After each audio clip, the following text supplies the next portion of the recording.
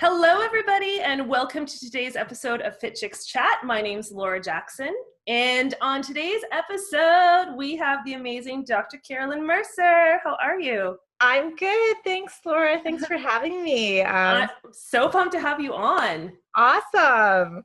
So obviously a lot of you guys listening or watching this don't know me, but I actually know Dr. Carolyn because I've taken courses with her before, and she's so incredible. So I asked her if she'd come on here and share her expert knowledge about PCOS. Yeah. Laura was an awesome student. Oh, thank you. I'm like a course junkie though. Like I'm currently right now on this, like I'm not allowed to take any more courses. I just have to focus on business stuff, which is so hard for me. Yeah. Yeah, it can be a challenge. You always want to learn more. I know. So before we get into, we're talking about PCOS today, which is polycystic ovarian syndrome. But before we jump into that, and this is something I think if you are a woman, which is essentially most people who listen to our podcast, this is definitely one you do not want to miss, because this could be an aha moment for a lot of things that are happening in your life right now. But I'd love to just know a little bit more, share a little bit more about your story. So how you got into becoming a naturopathic doctor, how you felt like this was your calling, and what you really kind of specialize in. Well, I actually did not know about naturopathy. I grew up in a family. My dad was a science teacher. My mother worked at the hospital. Some of my extended family actually owned a pharmacy, which is kind of ironic. So yeah, seriously. Yeah. So I grew up actually, working a little bit in the pharmacy as my part-time job. So just always encouraged to be in the health industry. And I saw a lot of people around me that were not well. I just always wondered, like, what else is there out there aside from just pharmaceuticals? And I guess because I had direct firsthand exposure to, how people were with meds and what the medical system was all about, I also saw that there were a lot of unsuccessful cases. And it just made me question, how, even at a young age, how does our mindset affect our health? I remember reading books on psychology when I was a teenager, which seems kind of weird, but maybe it was a sign that, I was don't down that path. I was reading self-help books. I still love them. Yeah, I used to love self-help when I was 16 or 17, which is kind of strange. But again, I think it was, I was on that path. And I actually, I did a science degree, biology and psychology degree. I went to Wilfrid Laurier. I actually had no desire to go into regular medicine, but I knew I wanted to do some type of counseling. And I really had an interest in mental health and wellness. So when I finished my degree, I actually started researching different programs that were available, with my background. And that is actually when I found out about naturopathy, just by doing research. And I actually didn't know anyone that was a naturopath. And as Oprah likes to say, it was that aha moment when I said, what is this naturopath thing? And I was like, that's what I want to do. And that's the first time in my life I'd actually known what I wanted to do. It's like all the stars aligned. The stars aligned, yes. And yeah, here I am. I guess it's, including school, it's about 15 years later. Oh, wow. Yeah. So yeah, I mean, it's a challenging path, but it's also very rewarding. So yeah, I've learned a lot, and you realize how much everything's really connected. Your mindset, your physical health, your nutrition, just even your sleep patterns, hormones. So it's important just to educate people to address all of these aspects. Totally.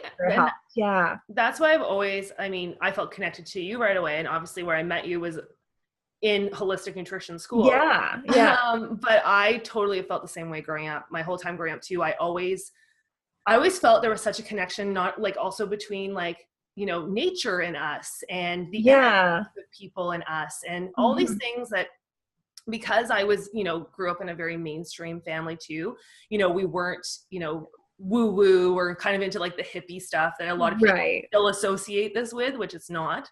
Right. I like the science-based stuff too. And that's why when I started to really see that there was science to back all this stuff up, I was like, wow, like same thing. Actually, my next thing I shouldn't say my next thing. I don't have time to do it, but I actually would love to go into the same stuff you're doing. Like, yeah. No, I and I've been really fortunate. I've had some really awesome opportunities. So, currently, so I have my own private practice where I see the traditional clients with weight loss issues, hormone imbalance. I have seen some fertility clients, which is always exciting to work with, digestive issues, but I've also been working with another clinic where we focus on chronic immune imbalances and actually customizing therapeutics for them based on their chemistry. So, and again, sometimes you have some opportunities, so which has been great. So, yeah. So amazing. So, okay. So today, I mean, I could talk to you about 50 million different topics. Yeah. But what I really wanted to talk about, and this is the reason why I want to talk about this too, is I find this topic is so misunderstood. And I find there's a lot of women that I know too who are dealing with PCOS, which is polycystic ovarian syndrome, and going to their doctors and being told that the only way for them to manage this is to go on birth control. And they might be at a place in their life where they're trying to have children. They're just frustrated because it's like they're not conceiving because of, either being on birth control or because of the PCOS. They're gaining weight. They're getting hair in places they don't know what's going on. So out of control. Yeah. And I can't remember the stat that I read, but like 75% of women could have PCOS. Like, it was something insane. And it's not really a cut and dry diagnosis either. So, you hear PCOS, which stands for polycystic ovarian syndrome, but just because you have PCOS, it doesn't necessarily mean that you'll have cysts, on your ovaries, for example. So sometimes it's based on a set of symptoms as opposed to, for example, if you had diabetes, you'd have a certain blood sugar level. It's not a cut and dry diagnosis. So some women are misdiagnosed for years and have problems with fertility. So for anyone who's listening who's like, I've heard of this, I don't even know what it really is. What is it? Like, what is PCOS? Yeah. So what is PCOS? So PCOS stands for polycystic ovarian syndrome. So, which means that traditionally, people with this set of symptoms do have cysts on their ovaries, but not in all cases. Usually PCOS refers to a hormone imbalance that's happening in the body.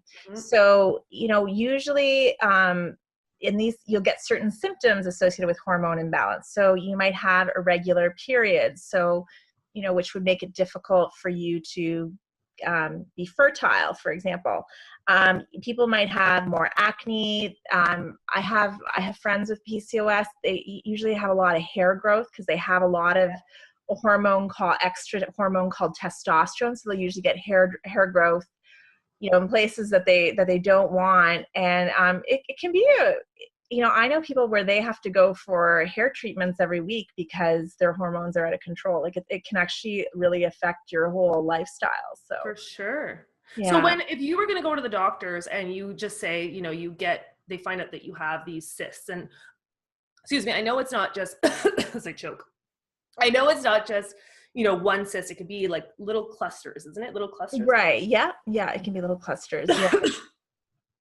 Totally my air went down the wrong hole. That's okay. But they're not cancerous. They're just basically like, are they blocking the egg from coming? They blocking the egg from getting to where it needs to be? Like, what's going on in there? So usually there's, like I said, a hormone imbalance that's happening. So usually women tend to have, in PCOS, they tend to have increased levels of testosterone and increased levels of estrogen. And we need enough in our body. We have estrogen and progesterone, which typically balance out how our cycle regulates. So usually when women have more estrogen, they'll tend to get more cysts, on their ovaries.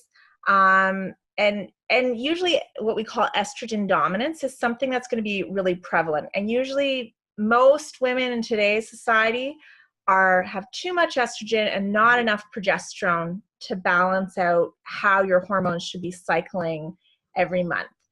And one of the side effects of having too much estrogen is because estrogen is a precursor to testosterone, we end up having more tests because we have so much estrogen. Your body says, well, you have so much estrogen, so let's just shunt this and make it into testosterone. So you have more testosterone than you need. So you start to develop more male characteristics. You start to get more male hair growth. If you do have PCOS, you could really go into bodybuilding because you'll have more testosterone. So you're going to be able to build muscle really easily. But that's not always what women are looking for all the time. But again, if we have these hormone imbalances, it's going to be more difficult for you to have children. Your periods might be irregular. You might have more acne, not just the teenage acne, because this hormone imbalance continues forever. And just another piece that we haven't really mentioned is that, with PCOS, oftentimes people will have problems with their insulin and blood sugars as well. So, so with that, weight gain can become a real problem. And that's something, there's so many things I want to talk about this whole topic with you. Because that's something too, that when we get into talking about like managing lifestyle and diet changes, but that's why I know even one of my clients, she didn't even know she had PCOS because it's very hard. And a lot of times, like you said, misdiagnosed. So for her, one of her major things was when she went on a very low glycemic diet, she saw huge changes. Like once her blood sugar started to regulate more, absolutely. Then she started finding like her symptoms reduced, and then eventually she did end up getting pregnant. Yeah. And I would say probably most of the research around PCOS, while if you start to regulate your blood sugars and your insulin starts to balance out, it's also going to affect your other hormones. So you're going to see good results. And yeah, you might have a better chance of getting pregnant. Absolutely. Yeah. Well, and this is where it's like you just said at the beginning, you were so fascinated with the way it all ties together, right? Like it's not just like, okay, deal with the PCOS. It's like, what are all these other things that you can deal with that then are going to help with all these other things that eventually, you know what I mean? Like you have longer term body, I always call it the body imbalance. That's really like the goal, right? It's not just about weight loss. It's not just about getting pregnant. It's not just about, getting more regular periods. It's about having that balance. Yeah. And if you're balanced all the time, ideally, then you should be able to do whatever your body needs to do. Yeah. Whether it be pregnant, have enough energy to get through your days. It's not going to be difficult to lose weight. So yeah, it's a sign, but it's unfortunate because PCOS, sometimes people are it's sort of something people are born with, right? There's not really a reason why someone has it and someone doesn't. It could just run in your family line. And this is what I wanted to ask you, because I know when I first heard about it, I thought it was something that just happened like after puberty, after, getting menstruation. But then looking deeper into it, like you said, like you can be born with it and it shows up in different ways growing up. Yeah. I think because there's such like I said, there's two major hormones we look at when we're looking at the cycles. So estrogen and progesterone. And like I said, estrogen tends to make more testosterone, which gives you the hair growth. But if we have a lot of estrogen, it might be something innate in our chemistry, in our family lines. Sometimes it can be influenced by exposure to estrogens in our environment. But yeah, sometimes it's something that's innate in our system. And that's probably if we figured out why some women produce more estrogen in their bodies, then we'd be billionaires. Yeah. Well, I always remember, now I say I always remember, but I can't remember the quote. It's something that was in Chinese medicine, maybe you know it, but it was talking about essentially like dealing with a woman is like a man, there's like one treatment, essentially. A woman, it's like 5 billion different ways to deal with the same issue. Like our bodies are so complex, and what's happening within our bodies, there's no there's no rhyme or reason for a lot of things. Like, and just, I don't know. That's why I think I've always been so fascinated with women's health, is because it's so many different, like this web of things that all affect each other. And absolutely, some stuff are genetic and some stuff aren't. So that being said though, like if you have this since birth, so PCOS, it never really, you don't get cured from it in a sense, right? Like you just either manage it. You're managing it. Yeah. And, and I think, probably like the big thing, the way it's going to affect people where they're concerned is they might have difficulty losing weight, especially if you're in the fitness industry, because when your body produces more estrogen, estrogen tends to be held up in our fat cells. So it's very difficult for us to let go of that extra weight because that extra estrogen will be stored in those fat cells. So, so people are going to start gaining weight. If we have more estrogen in our body, it's also going to affect our thyroid.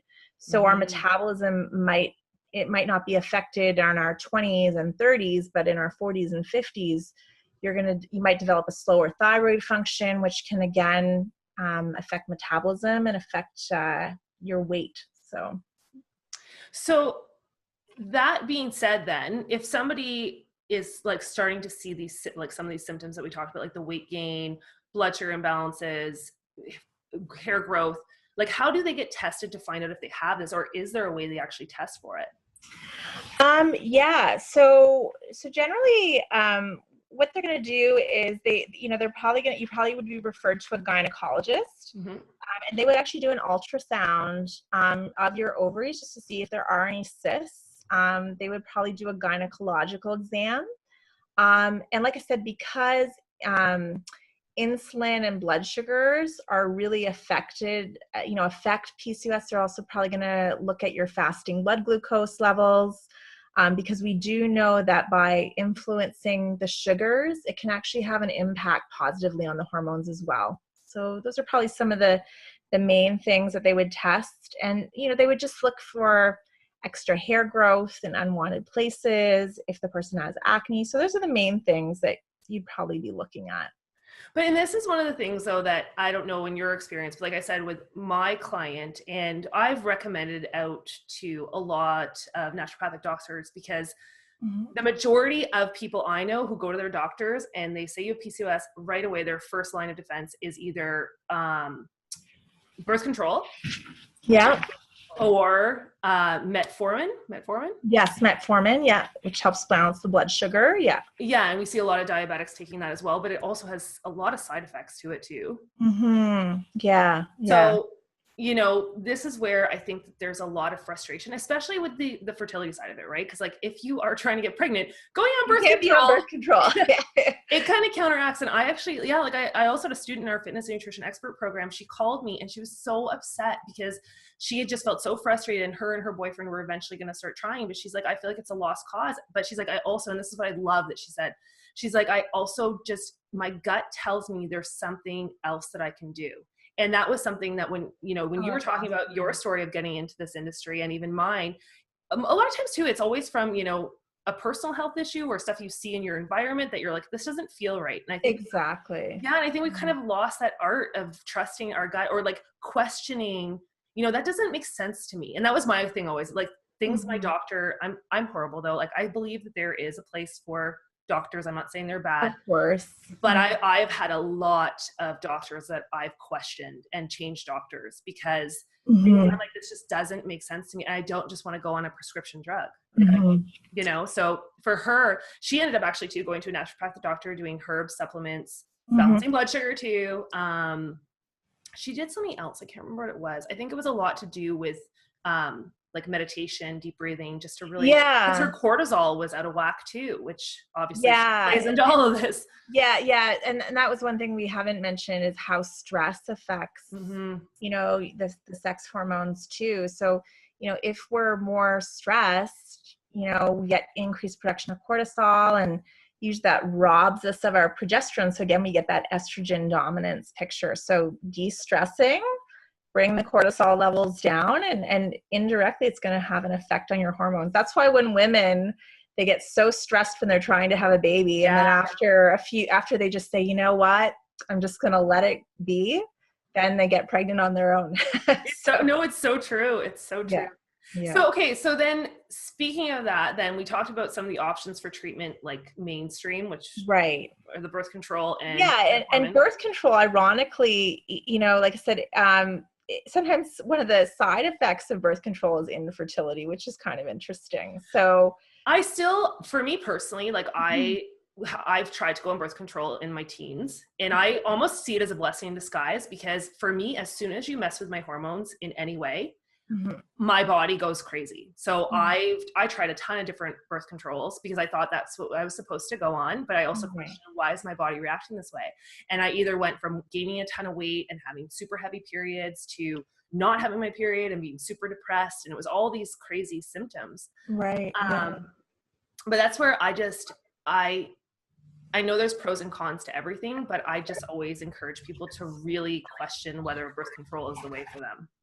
Right. Yeah, absolutely. And I think, for the average person, if if fertility isn't a goal for them, then, they're going to say, well, it's easy for me to take birth control because for the majority of people, it's going to work for them. And then it's sort of a problem that's not there, even because they don't see it. But the problem does become, like, once you're on this birth control for 10 years, your body becomes used to it and you get on autopilot with your hormones. So all of a sudden you say, okay, time's ticking. I'm 30 and now I want to have a baby. So now I'm going to go off this birth control that I've been on for 10 years. And all of a sudden my cycles aren't regulated. So it takes you just a few months to adjust to getting off the birth control. And then you're starting to deal with all the hormone imbalances at an organic level. So, some of the side effects of birth control can actually be weight gain as well, acne, mood swings, irregular bleeding. So there are a lot of side effects to being on birth control as well.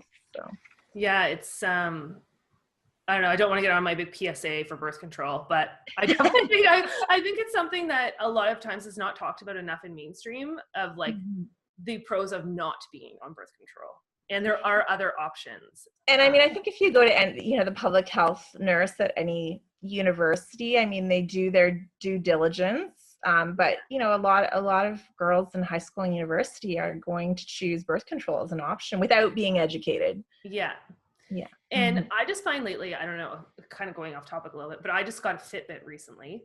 And I don't know if you've ever used a Fitbit, but there's an option on it where it actually will track your cycle and will tell you your fertile days. And it also tracks your sleep and it tracks your exercise and water and all that. Yeah, it's pretty cool. Yes. Yeah. But it's even interesting watching my sleep cycles, which of course also affect what's going on in the body. But then really now understanding a lot more of my cycle. Because I think that's one thing, a lot of women, we're never taught what really happens in our body when what hormones are elevated at what times of the month, why we feel certain ways at certain times in the month. I think that there could be a lot of I'm not crazy alleviated by explaining these things. Yeah. So instead of going on birth control, they could do a family planning course just so they understand how the estrogen and the progesterone cycles in the body. And especially for fertility, I mean, in PCOS, women tend to be deficient in progesterone. And we know that progesterone is really critical for ovulation. So if you can't produce those eggs, and you're progesterone deficient, then it's going to be very difficult for you to get pregnant. So, and this progesterone deficiency can happen for a few reasons. Number one, you're really stressed, your blood sugars are imbalanced, or you have too much estrogen in your body. So we've got to figure out ways to boost up that progesterone to sort of help, like you said, manage the situation. It's always something you're going to be managing. So yeah. So okay, so those three things that you just said. So stress. Yeah. So right there. So if we're trying to manage our PCOS naturally, so stress management, number one. So what could be things that you would recommend for someone to do? Well, I would just say, I'm a big believer in nature walks as well. I notice a difference because I live in the city. When I go out and walk in nature, it's just like my levels just dial down a lot more than even if I went for a bike ride in the city or something. Just because we're lowering that stress hormone called cortisol. And when we lower those cortisol or those stress hormones, then our body can produce progesterone a lot more efficiently. Yeah, because when we have elevated levels of cortisol, it blocks. Like it basically robs. Yeah. Well, cortisol, sometimes some hormones make other hormones. So we need cortisol to build progesterone, but we need progesterone to build cortisol. So if there's an increased demand for cortisol because we're always stressed, we're in that fight or flight state, then our body's going to say, we need more cortisol. So it's going to use all that extra progesterone to produce cortisol. So we don't have enough progesterone to help balance our female hormone cycles or to help with ovulation. So bringing down the stress levels. That was one of my favorite. I still remember from our class. Yeah. I remember you drawing that chart of like progesterone here, cortisol here, and like the whole, and that's the stuff I find really fascinating. Like to me, it's like when things are being stolen from things or imbalanced from other things, because you start to really see again, a lot of people do not even think that stress has anything to do with the on their ovaries. You know what I mean? Yeah. and I'm someone who's like, I just need to make sense of this. And when you say it like that, it's like, okay, that totally makes sense to me. Now I understand the connection, right? Right. So that you read it in a magazine, and it's interesting. I always find it interesting too, because that stress affects your health, but why does stress affect your blood pressure? Why does stress affect this? But there's always a physiological response in the body. So and I personally, like, this is my personal opinion, not necessarily backed by there's science to back some of it, but like my personal opinion is I think that stress is like our biggest devil right now to deal with. Like, I think absolutely, everyone's still focused on things like smoking, or they say sitting is the new smoking. I think stress is the thing, and stress and mental health. And that's why, I could have you on to talk about a million other things, but we're becoming so disconnected with computers, and we have too much screen time and too much on our plates, right? Like, you and I were talking right before we started. Yeah. I'm doing this, and I want to do this, and blah, blah, blah. And it's like, hey, it's okay to take a moment to breathe. It's true. And that's and I think even putting it into your day, like I tend to, just for myself personally, like I usually take about 20 minutes in the morning where I have a bit of quiet, reflective time. And I think it really puts me in a better headspace for the day. Me too. It's funny you say that, because I'm the same way. Like, some people, when I run a business, and when you read all these business books and they're telling you how to be the most productive, and they're like, you should get up at 5 a.m. and you should be working from 5 to 8, because that's when, no one else is up and you're your most productive. I'm like, I find in the morning, that's when, if I jump right into work, my entire day just feels like it's on like turbo. Like, right. I am the same. I'll have my coffee. I kind of chill. I just sometimes look out my window. I'm like, right. Yeah. And some people like to do their breathing exercises, their, meditative exercises. Oh, I'm horrible at meditation. Horrible. Like, am I doing this right? Yeah. Is there a right way to do it? I know. But yeah, whatever that, and that can look, that can be a lot of different things for different people, but I just think some sort of reflective time where you just kind of relax and center yourself, or like you said, maybe you want to go out for, if you have the opportunity to go for a walk in nature. Like I said, I do find it almost has the same effect for me. So yeah. Oh, me too. I love anytime, it's forest, by water, by mountains, anything like that. It's like my body instantly goes down 10 notches. Absolutely. Yeah, absolutely. But I also really believe too, the question I get asked a lot too now is, even with managing stress, is just like, when do I have time to do it? And I'm like, you literally need to schedule it in. And that makes it almost sound stressful. Mm-hmm. As soon as you start to make it more of a priority, like self-care, or, I always say trying to do like exercise separate to self-care, because some people are like, oh, my time is my time at the gym. But I'm like, you're still elevated during that time. You're exactly still thinking about the exercise you're doing. You're not necessarily having some just chill time. Exactly. And even 5 minutes, like I said, even on my Fitbit, they have, this is my Fitbit. There is an actual breathing exercise on it. It's cool. There's a little heart. And it just goes for 2 minutes, and it just says follow, like, inhale until the heart gets big and exhale till the heart goes small. So you're just watching it and following the breathing. It just allows you to kind of get into that rhythm. Right. Absolutely. So Yeah. there's a ton of apps out there too if people have a hard time to just kind of, but schedule it in, like make it. Absolutely. Yeah, absolutely. Schedule it in. It's so important for your mental health, and your mental health drives your physical health. For So, sure. yeah. Okay, so that's stress management. The second thing is blood sugar. So Blood sugars. how do we help someone who's listening who's like, Kate, sweet, how do I balance my blood sugar? So, I mean, I know you could probably even talk about this because I know you're a nutritionist and that's your area of passion, but just by simply changing how we're building our meals, so making sure we're getting enough protein, fats, and carbohydrates. Usually I tend to find people tend to be a little heavier on the carbohydrates, a little less protein. So we want to sort of, change that, probably increase the protein, decrease the carbohydrates a little bit. And it'll help to balance out your blood sugar levels and help to make your insulin more sensitive so you can adjust to sugars coming in your body. And that will help you to lose weight.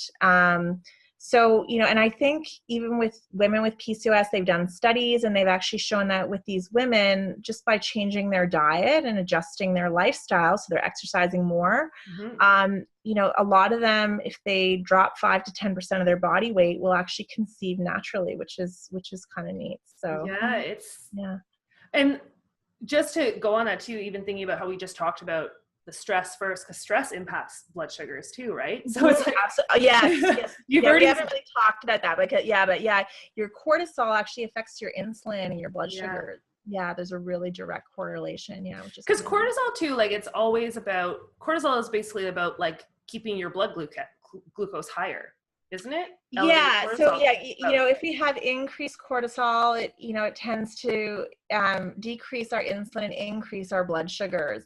Yeah. So like if we're always in a stressful state, we're going to have more blood sugars, increased blood sugars in our system. So, and because we have increased cortisol, that's going to decrease the progesterone and we're going to have an estrogen imbalance. So I probably should actually have a board where I can draw it out. I love your drawings. It's a big hot mess. It's a big hot mess. But out of all this, anyone listening, don't be stressed. Just think, I need to schedule in my walks or my reflective time or whatever it is, because not only is it just about, okay, you need to be less stressed overall, but you also it's, even if you're eating great and you're stressed out, you're not going to see the results. And if you're not sleeping well either, then that's going to affect your cortisol levels. So sleep, just, proper lifestyle is just critical. And your body, I think your body knows, like, that's why some people can conceive and some people probably can't, because your body knows that this person has a lifestyle that, where they could be a mother. I should say that loosely, but but the body sort of can identify that the cycles are balanced. So you would have the energy to do it. So maybe it's nature's way of, but that's not our lifestyle nowadays. No, and that's the thing. It's very easy for all of us to be like, okay, at times, like, people think because we work in this industry that we're queens of doing it, which is not true. I'm still, I'm a night person and I'm still trying to get to bed at 10 o'clock. That's my goal.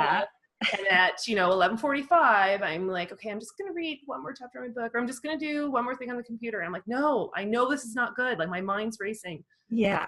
So it's always a work in progress, but we just got to do the best we can. Okay. So that was stress, blood sugar. So managing that by balancing out the proteins, the fats, and the carbohydrates. I always talk about just having more low glycemic carbohydrates, like more of the veggies, less of the packaged processed foods. Like, just, it doesn't need to be hard. And I always talk about just when you have your plate, just make sure you've got all three. Because then if you have, a lot of people eat carbohydrates on their own, which just spikes the blood sugar so quickly. Absolutely.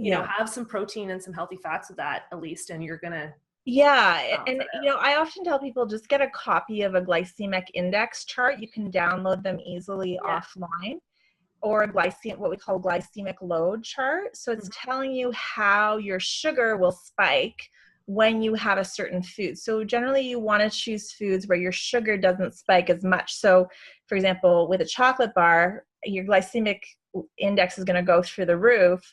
Whereas, with a fruit, like say an apple or a pear, for example, yes, there's sugars in it, but it's not going to spike as much. So yeah, because you also have the fiber to slow that down, and you have, you have a lot of like, and basically I love always using the example of an apple too, because it's like, that's like Mother Nature's like perfect digestible package. It is, yeah. The insoluble fiber on the outside, you've got the soluble fiber on the inside, and it's got all of the, it basically, by the time you digest it, it's already been like half of it you won't even absorb. So it's amazing. Right. Yeah, it's flushing your system. Exactly. It's cleaning things out as it goes. Snack. Yeah.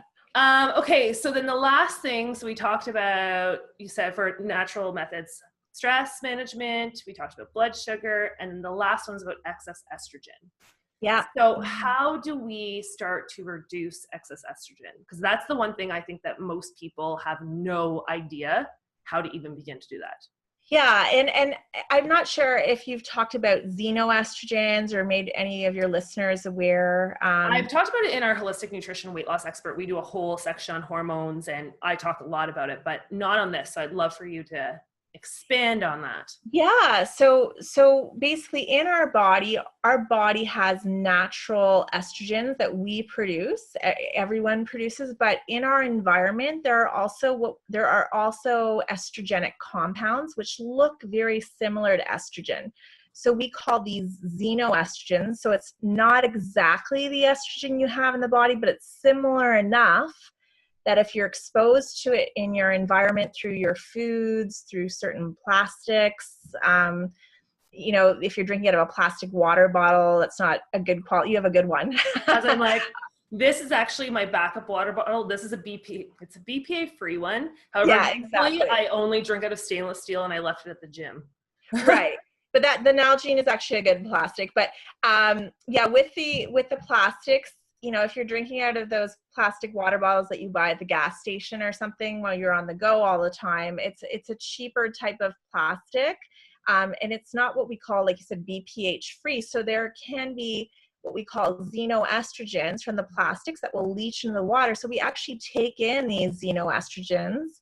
The other thing is just where we source our meats from. So, unfortunately, just to make the chickens larger, they're injecting hormones into the animals. So we are actually indirectly ingesting more hormones in our system. So when we have more hormones in our system, basically we're going to have a lot of extra estrogen. And we know that extra estrogen is going to contribute to weight gain and this problem of infertility because we don't have enough progesterone to balance it out so we can ovulate properly. So how do we, so I guess first of all, we want to avoid those things. So avoid, the plastics unless, they're BPH free. We would probably want to be getting organic or farm-fed meats from a local farmer. Where that there's not a lot of injections that are done. So those would be my two main things. Make sure we're drinking lots of water. What are your thoughts about beauty products? Oh yeah, absolutely. Yeah. So with beauty products, there are a lot of the traditional products that you use at the store. They have a lot of additives in them, like parabens and phthalates. And things that are going to congest our liver, actually. And our liver is the main system by which we actually flush out hormones. So you have to be careful with the type of products that you're taking in. Absolutely. Mm-hmm. And I'm going to ask you a question about that in just 1 second. I want you to expand on that. But the other thing about estrogen, so now I just drew a blank. We were just talking. We were talking about liver, estrogen. I know it will come back to me. We'll talk about that first, and then I'll remember my other question. But okay, so when we're getting rid of this excess estrogen, I know what it is now. Right. I'm gonna ask you about it. Sorry. Yes. Soy. This is another question all the time because we're being told at certain times soy is good for women to ingest, or it might be better at times for women. You should totally be avoiding it. Like, what are your thoughts and what's kind of the age range, if that is true, that you recommend? Well, I think there's, it's an sort of this age-old controversy to have soy or not to have soy. So, soy contains phytoestrogens. They're slightly different than xenoestrogens, but still, it's a weaker type of estrogen than what we produce in our body. So, some people will say if you have soy, if I'm having soy and taking it in, it could actually block the estrogen receptors that are in the body and prevent your regular estrogen from binding. So basically it's helping to indirectly decrease estrogen's effect on the body. Okay. Some people will say, well, why would I want to take in more soy? Because I'm taking in more estrogen, even though it's a weaker type of estrogen. Mm-hmm. So there's a lot of controversy about whether people with estrogen issues should have soy to block the receptors, or you just want to prevent soy altogether because we don't want to be taking in more estrogen when we already have enough. In my opinion, I would recommend definitely the fermented soy. So the fermented, the GMO free organic fermented soy that you would buy probably at a health food store. It is a bit more expensive. And that's because I know that the source of it is safe. And I would say, I've done a lot of reading. Again, I'm branching over to topics like breast cancer, where some women estrogen is really relevant in these cases. And they'll actually recommend in women with breast cancer that, a half a cup of the fermented soy 3 times a week can actually block those estrogen receptors. So it is backed up by the research, 2 to 3 times a week. If you had a half to 3/4 of a cup, then, it's fine. But if you have it with every meal, it might be an issue. So, well, and that's the one thing I always kind of, my stance on it too, is that I think kind of just don't drink soy milk. Avoid, like, if you're going to have it, have tempeh and things like that. But in all reality, because soy is like a filler in almost everything processed. So we're ingesting so much of it.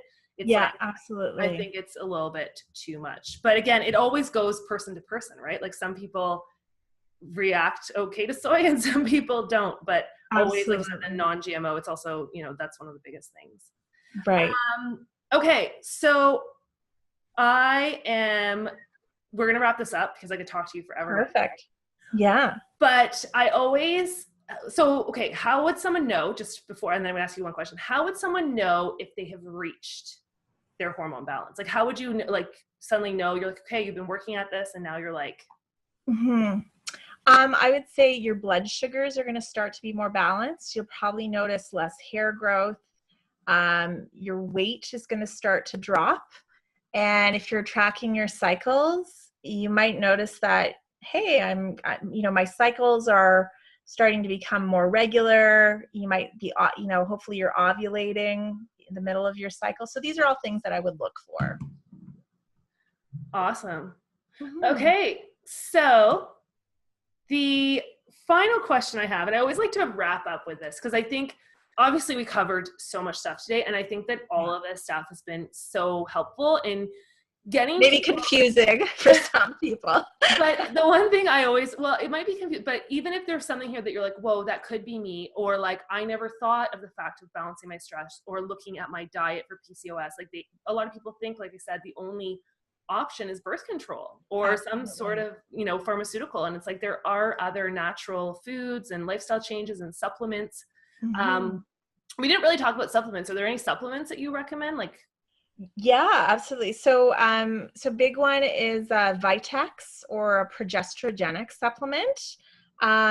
Chromium to help make your insulin more sensitive in your body. Saw palmetto help. I've been reading more about this. Saw palmetto. Yeah. So usually, because women with PCOS tend to have more estrogen, which, the estrogen is the precursor to that testosterone. They get more testosterone, but then their body can actually convert this excess testosterone into another form of testosterone, which causes hair thinning. Okay. So sometimes saw palmetto can actually prevent that conversion of that testosterone to that more unwanted type of testosterone. Wow. So yeah, especially if you're having issues with the hair growth or hair thinning, saw palmetto might be something to look into. And just, with liver cleansing, there are a lot of liver cleansing supports. The one that I like to help your body detoxify estrogen is calcium D-glucarate. Sounds a little technical, but it helps. It's something specific that helps your liver to flush estrogen. And could they just get that from their health food store?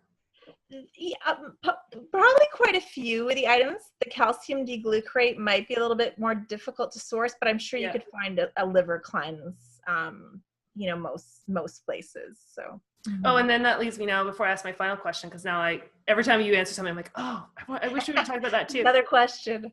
But just going back to the whole thing with the liver. So yeah, when estrogen leaves the body, that's why it's so important. I talk to a lot of my students about the importance of pooping. Yes, absolutely. Because you'll see people who are doing everything right. Yeah. And, they're following this high fiber diet and they're exercising, they're meditating, all this stuff. And then, but the problem is they're constipated. And all of this work that they're doing to package up that estrogen and pull it out of the body, the poop's not coming out. So it gets reabsorbed. Yeah. So number one thing I would recommend is probiotics. So it's interesting because sometimes if you have bad bacteria in your system, even though your liver's trying to detoxify that, the liver initially starts that detox process. If you don't have the proper bacteria in your system, that estrogen can actually be halted in its tracks. It doesn't really fully evacuate. So make sure that you have a proper probiotic. Make sure you're drinking lots of water. Water really critical for flushing in your system. And make sure it's alkaline water as well. So, test the acidity of your water. The other thing is, which I think we talked about this, is sometimes adding alkalinizing agents or bicarbonates or magnesium can really help with evacuating the bowels. So yeah, I found, even personally, TMI, well, even though I talk about poop all the time, so it doesn't really matter, is magnesium for sure. Magnesium. Yeah. Magnesium, absolutely. But do you recommend magnesium citrate or biglycinate? Which one do you, or bisglycinate? Which one do you? I like both. I like the magnesium glycinate. I tend to recommend that a little bit more. It's not as harsh, I find. It's not as. Yeah, it's not as harsh. Yeah. But I know the citrate is well absorbed because anything that's sort of got a citric acid component is better absorbed as well. So, but the magnesium glycinate is also well absorbed. So I like the magnesium glycinate myself. Yeah, and I've found that has really helped. Things getting stuck, because it helps to relax the smooth muscles. Relax. Yes, exactly. Okay, awesome. Well, I do think we've covered a lot of stuff today, and I really hope whoever's listening that this has helped you. And if you, of course, have any questions or comments, you can leave it with this podcast, either underneath the video, or if you're listening to this online, you can email us at info@fitchix.ca, and Dr. Carolyn, I'm sure, would be happy to help you. Yeah, thank you for having me. For sure. So if somebody wants more information on you, where would they find it? So I'm in Ottawa. So I have my own website. So, www.carolynmercernd.ca. So they can find more information there. Awesome. And if you just Google my name, you'll probably find some information come up. And we'll put links to your website too on with this post as well. So if anyone is looking, do you do any virtual clients? As long as you're like in Ontario, I've talked to a few clients that are a little bit further away, but absolutely, yeah. So awesome. And I know I just did a bioidentical hormone course, so sometimes the client, sometimes people will see people virtually. So yeah. Yeah, it's definitely this world we're living in now, right? It's so great though, I think, because a lot of people don't have access in their area to really great practitioners, and you are a really amazing practitioner. So thank you. So I'm an amazing student. Oh, thanks. But so I don't want people to not be able to have access just because they don't. Yeah. No, yeah, absolutely. If you're in Ontario, yeah, I can absolutely see, like, there's different, like, as long as I can see you face to face, as long as I feel like I can do the intake, it's not too complicated. Yeah, I can absolutely talk to you. Yeah. So. Well, even look at the way we're doing this right now. That's so much, well, so much fun. Listening, and we're also doing it on video. So anyone who's listening to this on like iTunes or Google, we are also doing a video. So that's why we're saying, oh, look at us. Yeah. Okay, so I'm gonna wrap this up, but I always like to end this with a question. Yeah. And it could be about what we talked about today or about your craft. But if you could give one piece of life advice to women to help them live fiercer, happier, healthier, what would it be? You know, and I think this has probably been said, but it just really resonates with me at this point in time. But just follow your truth and, you know, trust your intuition. Make sure you listen to yourself, you know, like trust your gut instincts and follow your truth. Oh, I love it. Yes. It's so interesting how the innate knowledge that we have and how so many times we don't allow ourselves to tap into it. Yeah, it's true. Mm-hmm. And that could be the path for the best healing possible. Mm-hmm. Absolutely. Okay. Well, thank you so much, Carolyn. And for everybody listening, of course, you can get more information at fitchexacademy.com. All of Dr. Carolyn's information will be posted there. We also have upcoming 2 of our certification programs, our fitness and nutrition expert certification starting September the 26th, and our holistic nutrition weight loss. Yeah, our holistic nutrition weight loss expert starting on October 16th. So all information on that is on the website.